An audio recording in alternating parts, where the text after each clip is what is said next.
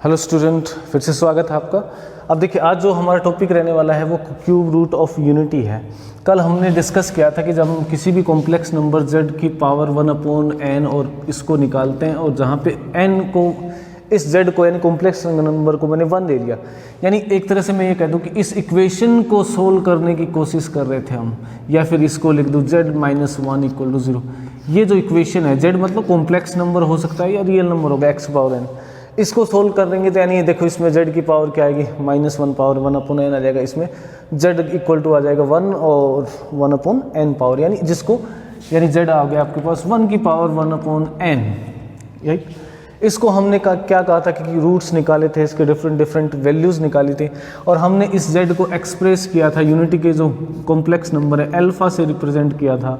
उस अल्फ़ा को या आप सीधा ही मान लो कि किसी भी कॉम्प्लेक्स नंबर जिसकी वैल्यू 1 है, यूनिट है, उसके जो रूट्स होंगे वो किस फॉर्म में लिख सकते हैं, e पावर आइटा को एक्सपोनेंशियल फॉर्म में लिख रहा हूँ, 2π/n, n ये वैल्यू है, इस पे पावर m लिखते हैं हम, तो ये अल्फ़ा पावर m बन जाएगी। अब m की वैल्यू क्या होगी, m 0 से लेकर कहाँ तक हो सकता है, 0 1 2 ऐसे करके ये n-1 तक जा रहा है, यानी टोटल n m की जो वैल्यूज़ हैं वो 0 से n-1 रखेंगे तो हमारे पास n वैल्यूज़ आती हैं। n क्या है, अगर ये 1 है तो 1 आ जाएगा, 2 है तो 2 वैल्यूज़ आएंगी, जैसे स्क्वायर रूट में आती हैं। अब मान लो मैं ये कह देता हूँ कि इस पर 1/2 पावर लिखता हूँ, तो वो क्या बन जाएगा, किसी नंबर 1 का स्क्वायर रूट बनेगा। यानी मैं ये चाहता हूँ कि z = 1 पावर 1/2, तो ये क्या बन जाएगा, देखिए e power iota 2π/2 power m, और ये बन जाएगा e पावर आइटा, और ये बन गया पाई, और इस पे power m। e power iota pi हमें पता कोस पाई, यानी इसको अगर पोलर फॉर्म में लिखेंगे तो ये बन जाएगा cos pi plus iota sine pi. Okay, और इस पे पावर m है तो m पाई लिखेंगे, यानी ये डिमाइवर्स थ्योरम अगर यूज़ करूँ तो वो m पाई आ जाएगा। यानी कुल मिला के इसके अंदर हमें वैल्यू बनेगी -1, क्योंकि पाई बनेगा और 2 पाई बनेगा तो 1, यानी z की 2 वैल्यूज़ आ जाएंगी। अगर मैं m को 0 रखूँगा, क्योंकि m क्या है यहाँ पे, देखिए n की वैल्यू 2 है, तो m क्या हो सकता है यहाँ पे, m 0 हो सकता है और m की वैल्यू 1 हो सकती है। तो हमारे पास 2 वैल्यू आएंगी, 0 रखने से 1 आएगी और इस पे पावर 1 रखने से -1 आ जाएगी। यानी इसके 2 रूट हो गए, कब, जब ये स्क्वायर था। राइट, अगर ये क्यूब ले लूँ, माइनस का लेता हूँ तो कोई ज़्यादा इफेक्ट नहीं आना है। अगर z को ये कह देता हूँ कि -1 पावर 1/2, तो ये देखिए एक बार आइटा बन जाएगा और एक बार माइनस आइटा बन जाएगा, और ये हमें पता है कि -1 की पावर हाफ जो होगा वो क्या होता है, आइटा होता है। अगर इसके रूट निकालेंगे माइनस आइटा भी लिख सकते हैं, प्लस माइनस आइटा लिखते हैं। ओके, अब देखिए इसके रूट आ गए हमारे। अब मान लो मैं कहता हूँ कि 3 पावर्स लूँ, तो इसका मतलब क्यूब रूट हो गया, 1/3 पावर हो गई, यानी z पावर 1/3 हो, तो उसको कैसे सोल्व करेंगे, और z क्या ले रखा है हमने 1/3, या मैं ये कहता हूँ कि इस इक्वेशन का सॉल्यूशन क्या होगा, -1 वाला पहले ले रहा हूँ। तो ये क्या है, क्यूबिक इक्वेशन है जिसको हम बड़े इजीली सोल्व कर सकते हैं। देखिए x भी लिख सकता हूँ, क्योंकि ये वेरिएबल क्या है, ये एक रियल नंबर है, क्योंकि कॉम्प्लेक्स नंबर तो इसमें है ही। क्योंकि क्यूबिक है तो इसके 3 रूट्स होने चाहिए, जबकि हम जब रियल वैल्यू की बात करते हैं तो सिर्फ एक ही रूट लिखते हैं कि x = 1। यस, अगर ओड पावर है तो हमें पता है कि एक तो हमेशा क्या आएगा, रियल आएगा, तो इसमें वैल्यूज़ आएंगी। तो इसको हम यानी एक्चुअल में ये भी लिख सकता हूँ मैं, इसको x - 1 x² + x + 1 = 0। तो एक फैक्टर तो यहाँ से आ जाएगा, x की वैल्यू एक तो 1 आ जाएगी। इसके लिए क्या होगा, तो इसका मतलब हम क्या फाइंड कर रहे हैं, यहाँ से अगर मैं कहना चाहूँ तो मैं फाइंड करना चाह रहा हूँ 1 की पावर 1/3, ये क्या यूनिटी है, और इस पे पावर 1/3 लगा दिया मैंने। इसका मतलब क्यूब रूट निकाल रहे हैं 1/3 पावर किसकी, 1 पे power 1/3 power in the form of complex number. तो वो क्या बनेंगे, देखिए मैं फिर से लिख देता हूँ। जो रूट्स आएंगे z या x जो भी आएगा, x की वैल्यू जो आएंगी, 3 रूट आने वाले हैं हमारे पास। कौन कौन से, देखिए सबसे पहले मैं लिखता हूँ e पावर आइटा पाई 2π/3 आ जाएगा, और इस पे पावर m, जहाँ पे m की वैल्यू 0 1 और 2 हो सकती हैं। इसके अकॉर्डिंग सेम वही चीज़ें, तो इसको समझ लोगे तो ये चीज़ें ईजिली समझ आ जाती हैं, और ये समझा हुआ तो ये तो बिल्कुल ईजी हो जाता है। अब देखिए इस पर क्या लगेगा, x की पावर, यानी ये जो मैंने अल्फ़ा रिप्रेजेंट कर रहा था, मैं अल्फ़ा पावर m इस वाले फॉर्म में आ गया, यानी ये बना मेरे पास वैल्यू e पावर आइटा 2π/3, और जब मैं लिखूंगा तो इसको लिखूंगा, देखिए कोस 2π/3 प्लस आइटा साइन 2π/3 और इस पे पावर लिख दूंगा m डी वाइमर्स थ्योरम से। मैं उसी से बताने की कोशिश कर रहा हूँ कि ये क्या है, 2m पाई लिख दो upon 3 plus iota sine 2m π/3 आ जाएगा। और अब मैं अगर m की वैल्यू लेता हूँ 0, क्योंकि 3 है, n 3 है तो 0 ले सकता हूँ, 1 ले सकता हूँ और 2 ले सकता हूँ। यानी m की वैल्यू 0 रखी तो x क्या आ जाएगा, देखो cos 0 प्लस आइटा साइन 0, ये 1 आ जाना है, cos 0 1 होता है, प्लस आइटा होगा ही नहीं।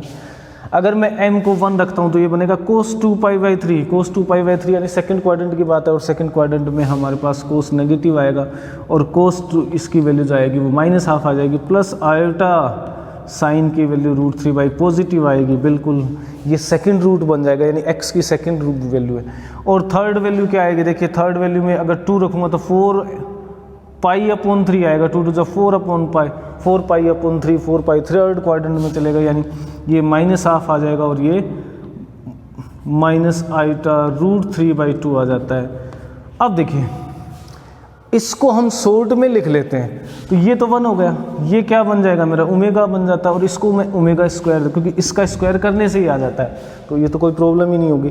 तो इसका मतलब हमारे पास जो स्क्वायर रूट, जो क्यूब रूट है किसके, क्यूब रूट किसके 1 के, 1 मीन्स यूनिटी 1 के जो है क्यूब रूट क्या आएंगे 1 ओमेगा और ओमेगा स्क्वायर, इस इक्वेशन को इसका मतलब सेटिस्फाई करेंगे। ओके, जब इस इक्वेशन क्यूब रूट है तो इसका मतलब ये इक्वेशन बनी, इसको सेटिस्फाई करेगा कौन, 1 ओमेगा और ओमेगा स्क्वायर। तो सिंपल सा भैया 1 क्या है, 1 तो होना ही होना है, एक रियल तो आना ही है अगर ओड पावर है तो। इसकी बात करते ओमेगा कॉम्प्लेक्स नंबर है, ये एक्चुअल में क्या है, ये है e पावर आइटा 2π/3 है, और दूसरे वाला है e पावर आइटा 4π/3 है, ये ओमेगा है और ये ओमेगा स्क्वायर है। तो आप इस फॉर्म में भी इसको लिख सकते हैं। अब देखिए इसका आर्ग्यूमेंट क्या होगा, आर्ग्यूमेंट ऑफ ओमेगा 2π/3 होगा, इसका आर्ग्यूमेंट क्या होगा 4π/3 होगा, और ये इसका स्क्वायर करते हैं तो ये आता है, ये हमें पता चल ही गया, देखो डायरेक्ट ही पता चल रहा है, इसका स्क्वायर करने से ही आता है अपने पास, ओमेगा है ओमेगा स्क्वायर ये आ जाएगा। तो I hope you got the concept, अब आपको समझ आ गया होगा। अब देखिए 1 ओमेगा और ओमेगा स्क्वायर की कुछ प्रॉपर्टीज़ हैं, उसी को डिस्कस करते हैं। पहले तो इसी की बात कर देता हूँ मैं थोड़ी सी, x - 1 x square plus x plus 1, ये मान लो मेरे पास x³ - 1 की वैल्यू होती है, ये हम भी जानते हैं। और इसका 2 फैक्टर होंगे, एक तो ओमेगा होगा, एक ओमेगा स्क्वायर, क्योंकि 3 थे 1 इसका हो गया, तो ये 3 फैक्टर होंगे इस टर्म के, क्योंकि इससे बहुत से क्वेश्चन बनने वाले हैं और बनते हैं इससे बहुत से। 1 ओमेगा ओमेगा स्क्वायर क्या है, इसके रूट हैं, 3 रूट हो सकते हैं, तो क्या मैं x³ - 1 को ऐसे लिख सकता हूँ, x - 1, इसके एक रूट ये है एक रूट ये है, तो क्या मैं ऐसा लिख दूँ, अरे बिल्कुल, क्योंकि रूट है तो वो फैक्टर बन गए। तो x³ - 1 जो अभी तक हम ये पढ़ रहे थे उसको ऐसे भी लिख सकते हैं। अगर आपके पास ऐसा टर्म है x - 1 x - omega x - omega square, और उसकी वैल्यू फाइंड करनी है तो हम इजीली फाइंड कर सकते हैं। क्या, कैसे ही मान लो x³ + 1 है, x³ + 1 है, तो क्या लिखूंगा, देखिए इसके फैक्टर जनरली हम क्या लिखते हैं, x + 1 x² - x + 1 लिखते हैं, लेकिन अगर कॉम्प्लेक्स की फॉर्म में लिखूंगा तो इसके रूट क्या होंगे, देखिए ये -1 आ गए, ये तो यूनिटी थी 1 था, ये -1 है, तो रूट्स में कोई फैक्टर नहीं होता। अगर मैं ये लिखूँ ना -1 पावर 1/3, इसके कौन कितने रूट होंगे, इसके भी 3 होंगे, एक -1 हो जाएगा, माइनस ओमेगा होगा और माइनस ओमेगा स्क्वायर, सिर्फ नेगेटिव का डिफरेंस आ जाएगा क्योंकि -1/3 पावर है। ओके, तो इसका मतलब मैं क्या लिख सकता हूँ, -1 के रूट, तो इसको लिखूंगा x + 1, इसके कौन कौन से फैक्टर हैं, एक माइनस ओमेगा और एक माइनस ओमेगा स्क्वायर, तो सॉरी जीरोज़ हैं, तो इसका मतलब ये इसका फैक्टर होगा और ये भी इसका फैक्टर होगा। इसको यूज़ करके हम बहुत से क्वेश्चन सोल्व कर सकते हैं। अभी हमने डिस्कस किया कि z पावर 3 - 1 को मैं लिख सकता हूँ z - 1 z plus minus omega z minus omega square. तो अगर मान लो मेरे पास z पावर n हो तो ये तो क्यूब रूट है, ये nth रूट बन जाएगा उस केस में। ये किसको रिप्रेजेंट करेगा, z - 1 z minus alpha first root, क्योंकि ओमेगा नहीं यूज़ कर रहा हूँ, फर्स्ट रूट सेकंड रूट, और ये कहाँ तक जाएगा n माइनस 1 तक, यानी कुल मिला के हमारे पास n रूट आने वाले हैं। या मैं इसको ऐसे भी लिख सकता हूँ z power n minus 1 upon z minus 1 z, या कई बार x भी आ जाता तो कोई प्रॉब्लम नहीं। ये किसके इक्वल हो जाएगा, ये हो जाएगा z minus alpha 1 z minus alpha 2 z minus alpha n तक दे रखा है, मान लो n माइनस 1 तक। ओके, कि जी 1 है, ये 1 2 3, तो कुल n रूट्स होने।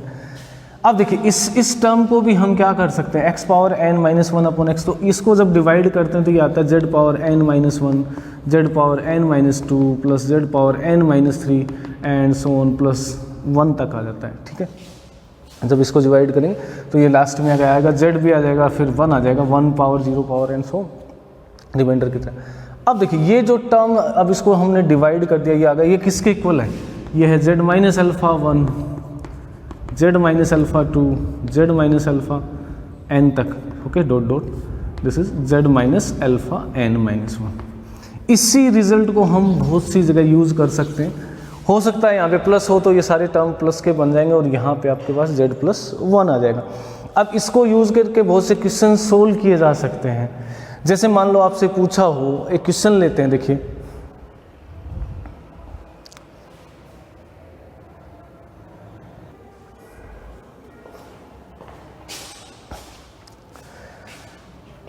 मान लीजिए एक एग्जांपल लेते हैं। जैसे मान लो आपको इधर रखा है कि find the alpha 1 alpha 2 alpha 3, ये क्या है, क्यूब रूट है। ठीक है ना, सॉरी क्यूब रूट, ये nth रूट ऑफ यूनिटी है, यानी ये फर्स्ट रूट है, 1 होता है, फिर ये हो गए सारे रूट, और आपको वैल्यू फाइंड करनी है 3 minus alpha 1 3 minus alpha 2, okay 3 minus alpha n minus 1, इसकी वैल्यू क्या होगी, ये आपसे पूछा है। जबकि alpha 1 alpha 2 alpha 3 nth root हैं कि यूनिटी के।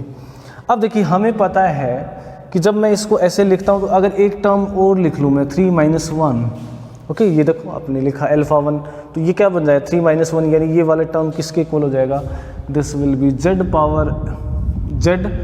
Power n minus 1 upon z minus 1, और z को क्या लिख दूंगा मैं 3 लिख दूंगा, तो ये टर्म बन गया।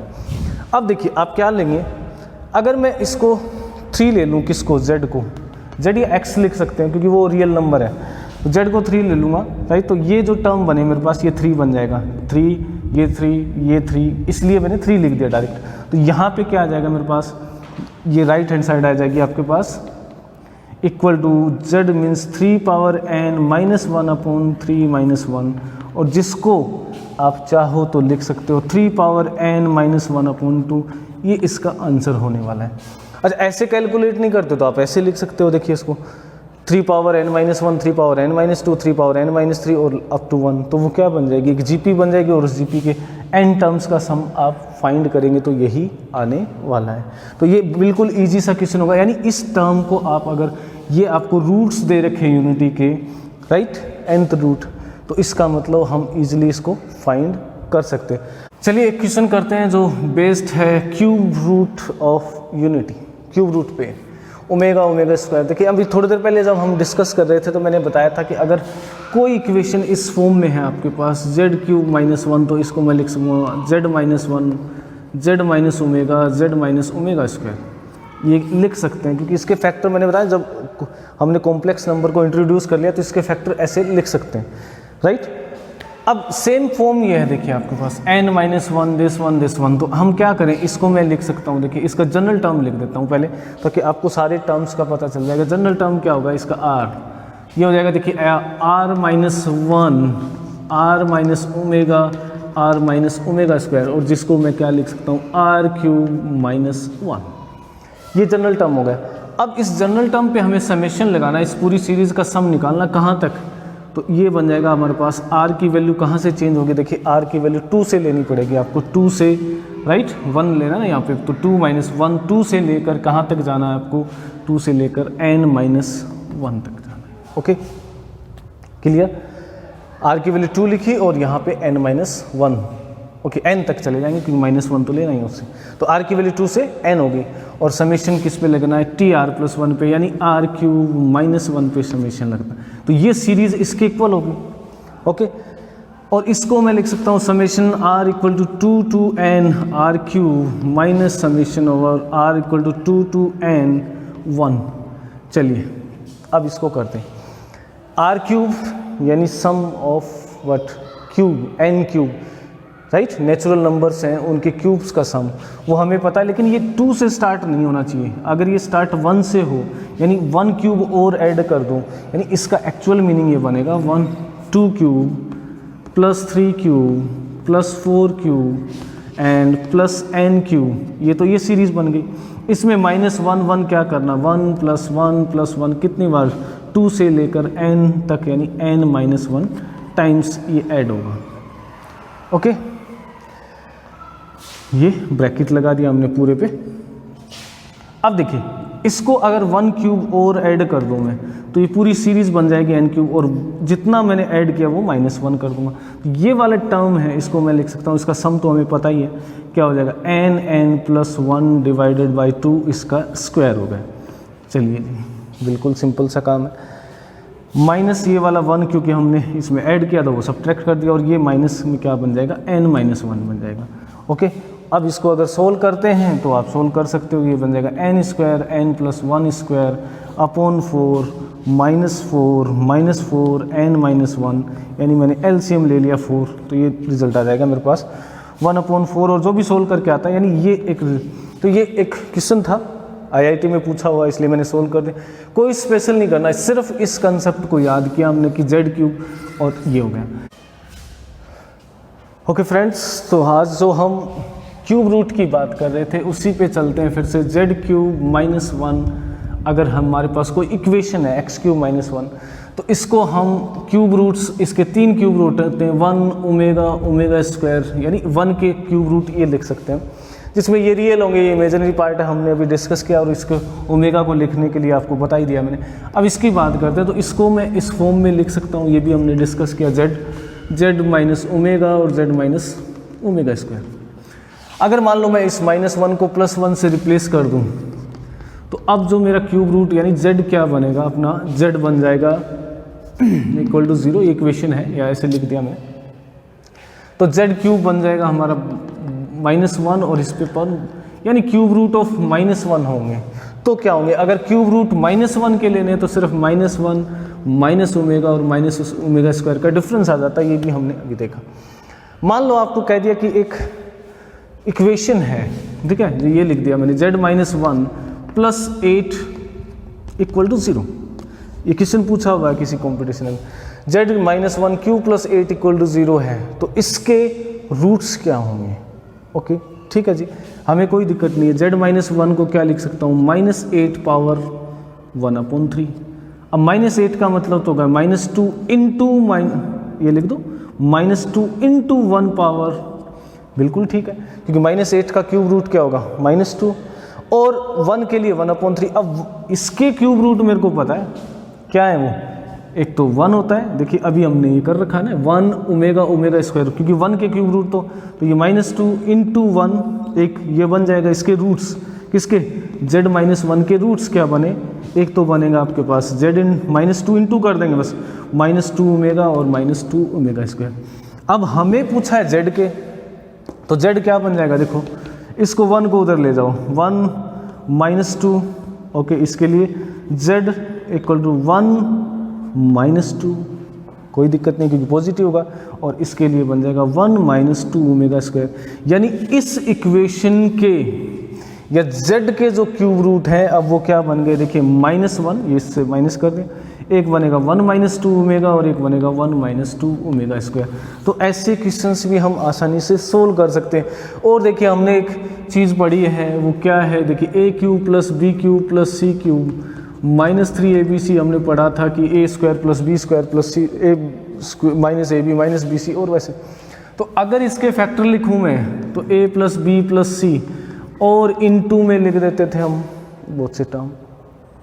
अगर हम इसमें क्यूब रूट ले आए तो ये इसको मैं ये लिख सकता हूँ, a + bω + cω² into a + bω² + cω, ये इसके फैक्टर यानी इनका प्रोडक्ट ये होगा, यानी हमने क्या इंट्रोड्यूस कर दिया, cube and cube root. Okay, next पे चलते हैं। देखिए मान लो आपको दे रखा हो कि 1 प्लस ओमेगा स्क्वायर, ये हमने पता है कि 0 क्यों, क्योंकि Z cube minus 1 equal to 0 हमें क्या बताता है कि Z minus 1 into Z square plus Z plus 1, और इसके क्यूब रूट के 3 क्या हो सकते हैं, रूट हो सकते हैं 1, इसका 1 है तो इसके कौन से होंगे, ओमेगा और ओमेगा स्क्वायर, ये हमने डिस्कस भी किया है। ओके, अब इसका मतलब ये इसको सेटिस्फाई करेगा, इस इक्वेशन को अगर ये है तो इसको सेटिस्फाई करेंगे, यानी z की जगह ओमेगा लिखता हूँ तो मैं ये बन जाएगा। Okay okay, I think you got. और अगर ये इसको भी सेटिस्फाई करेगा तो यानी अगर मैं ये लिख दूँ z ओमेगा क्यूब, ये भी 1 आएगा, हमें पता है, सिंपल चीज़ें। ओमेगा पावर 6 भी 1 आएगा। ओके, और ये वैसे भी देखो आप, हमने पहले भी डिस्कस किया कि sum of cube root of unity n powers के लिए वो हमेशा 0 होता है, और ये हमेशा एक जीपी बनाते हैं, ये भी पता है। अब मान लो आपको एक टर्म दे रखा हो omega power n plus omega power 3n plus omega power 6n, अब इसकी वैल्यू क्या होगी? इसके लिए देखिए, अब मैं थोड़ा सा सोचने के लिए क्या कर दूंगा, ओमेगा पावर n कॉमन ले लेता हूँ, तो ये क्या बन जाएगा 1 plus omega cube plus omega 6। Okay, कोई दिक्कत नहीं है। इसको लिख सकता हूँ मैं omega power n into 1 plus, देखिए 1 प्लस ओमेगा प्लस ये जगह 1 प्लस 1 प्लस 1, क्योंकि ओमेगा पावर 3 हो जाता है तो वो 1 होता है, और ये 3 का स्क्वायर भी 1 होगा, यानी मेरे पास कुल मिला के आ गया 3 ओमेगा पावर n। ओके, अब n से हमें पता चल जाएगा क्या वैल्यू है।